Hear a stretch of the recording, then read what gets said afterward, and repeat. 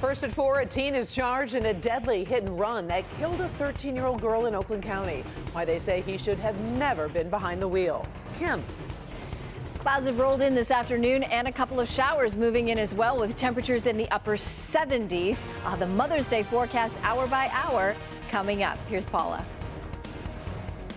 Hi, everybody. We talk so much about Michigan's fall colors, but have you ever considered our spring colors? We have, and we've got the time to smell the apple blossoms and magnolia kind of story. These stories and much more are happening right now on Local 4, First at 4. Live from downtown Detroit, Local 4 News First at 4 starts now. First at 4, 2 teenagers are charged in a hit-and-run crash that killed a 13-year-old girl in Oakland County. One is just 15 years old. The Sheriff's Department says that 15-year-old boy from West Bloomfield was driving the car when he refused to stop during a traffic stop, then ran from police back in March. He ran a red light at Maple and Decker in Walled Lake, hitting several cars. A 13-year-old Commerce Township girl was killed. Her mother and sister seriously hurt. Deputies say the driver did not have a driver's license or a learner's permit. He's facing fleeing charges. A 19-year-old passenger, Gavin Kassab, faces the same fleeing charges. Federal judge says families of the Oxford High School shooting victims can sue some school staff members. In March, an Oakland County judge dismissed all Oxford employees from civil lawsuits, citing governmental immunity. Well, today, a federal judge ruled the Oxford School District, former dean of students, and a counselor can be sued over the deadly shootings. The judge found those employees may have contributed to the dangerous conditions that ended with the shooting. All other Oxford school officials were dismissed. Several lawsuits have been filed, claiming the district did not protect the students. Meantime, the Oxford High School shooter will stay in the Oakland County Jail. Because of his age, every month a hearing is held to see if Ethan Crumbly should be moved to a juvenile facility. Crumbly pleaded guilty to all 24 charges last year. A hearing on whether he will be sentenced to life without parole is set for this summer. Oakland County leaders are reacting to the death of the county's top health official. Dr. Calandra Green and her husband were both found shot to death in their Pontiac home yesterday. Investigators believe she was killed in a murder-suicide. Dr. Green was the health officer for Oakland County. Her body was found yesterday afternoon by deputies during a welfare check. Her co-workers say it was unlike her to miss work. Her staff was with her at an event the night before at Oakland University. A couple of her nurses were getting honored with a Nightingale Award, and of course Calandra had to be there to encourage them on, and she was there at Oakland University the evening before. People talked to her, everything appeared normal and fine, and she was her normal, happy self. A motive in the shooting is under investigation. We are talking to more people who knew her about why she was such a pillar in the community, and we'll have that part of the story when you join us at 5. All right, so some changes in the forecast as we head into Mother's Day weekend. Forward meteorologist Kim Adams is tracking our chance for rain, but it's not a washout.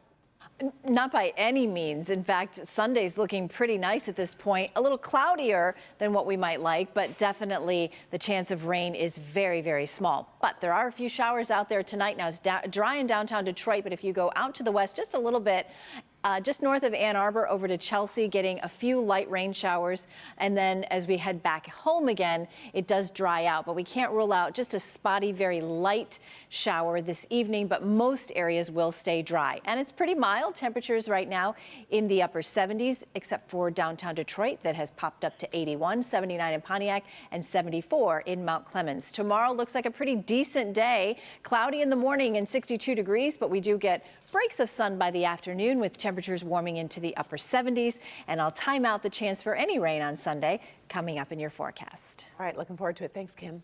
Title 42 has officially ended, so now the situation along the southern border is growing more intense, with thousands of migrants waiting to enter the U.S.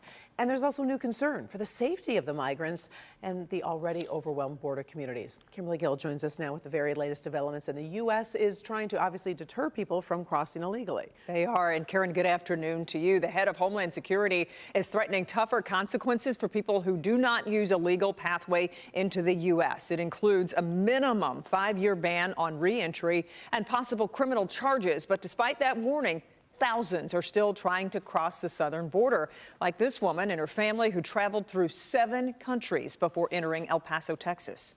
My dreams are many. The first is to give a better future for my kids.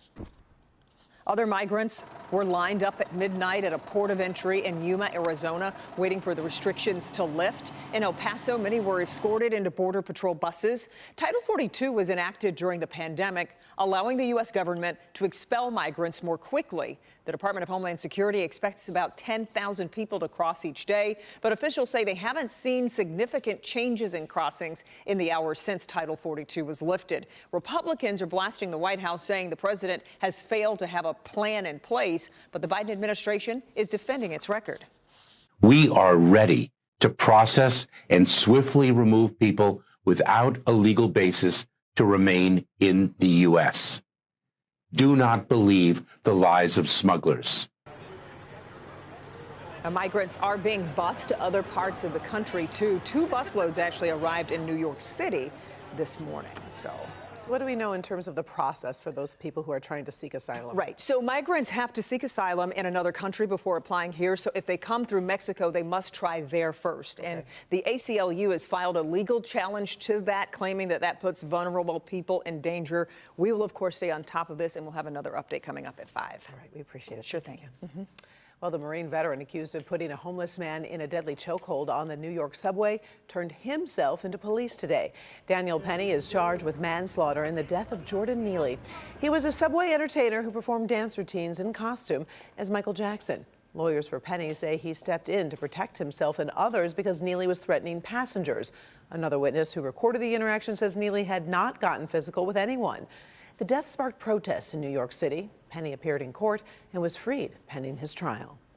A meeting planned today on the debt ceiling has been postponed until next week. President Biden was set to meet with the 4 top leaders in Congress as the U.S. faces a deadline in just 3 weeks. Treasury Secretary Janet Yellen warns the U.S. could default in June, causing an economic catastrophe. Both sides are standing firm on a deal, but sources say the postponement means things are progressing. Michigan is known for its incredible fall colors. We know that, but have you thought about springtime colors? Because they really are just as beautiful. You got the reds, the pinks, the purples. They really are so vibrant. So as our fall oranges and golds obviously are gorgeous, so are the springtime colors. Paula Tutman live in Washington Township for us to take us on a tour of Michigan's spring colors. Paula, you've got me intrigued. Okay, good. I've got your attention. So I'm at Westview Orchards and Winery. It is in Washington Township near Romeo. Karen, don't be jealous. No, be jealous. Take a look at my office view. Let's go to drone 4 so you can see what my office view looks like today.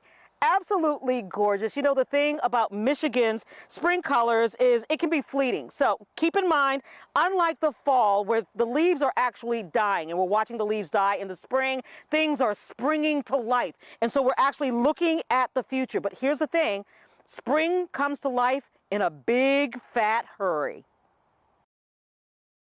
The first stop of the Spring Colors Tour has to be our orchards, where apple blossoms are hitting their peak, preparing to bear fruit. But in order to do so, they must first attract the bees to pollinate them. And so they are putting on a dazzling show. Katrina Roy is a 6th-generation farmer here at Westview, and this is one of the most exciting times of the year at the orchard before the fruit actually arrives. Drone 4 gives a sense of the splendor, but you have to think of spring colors differently. Unlike fall, where they work themselves to a peak before the leaves fall and you have weeks to enjoy the process, the colors of spring are fleeting, and the season rolls as different species come into bloom at different times. This is the time to be inspired to reconnect with nature. It's the blossoms are out, the bees are out, the birds are back. It's just the sounds, the smells of spring just bring you back to your roots. Along our roadways, take a moment to enjoy lush carpets of flowers. Drink in the colors of the creeping thyme as it seemingly spills over rocks and rolling hills. Crab apples are stunning. They bathe the landscape in color and put on a show that few other trees can rival. This tree is just when I come out here to go on walks, to just get a break from my desk, this is always something that I'm stopping to look at because it's just so gorgeous and just brings a little joy to the day. We're coming to the end of the magnolia bloom, but if you happen to see a magnolia tree, stop and smell the blossoms.